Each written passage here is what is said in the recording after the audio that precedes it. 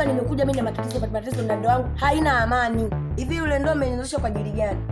Mwanao hana nguvu za kiume kabisa, hana nguvu za kiume. Mwanao ana matatizo kibao, haeleweki. Mwanao hana nguvu za kiume. Yaani yupo kupata kuna Mungu. Yaani yupo kama liboya. Hivi mundani mimi nimekuja kushangaa maboga au?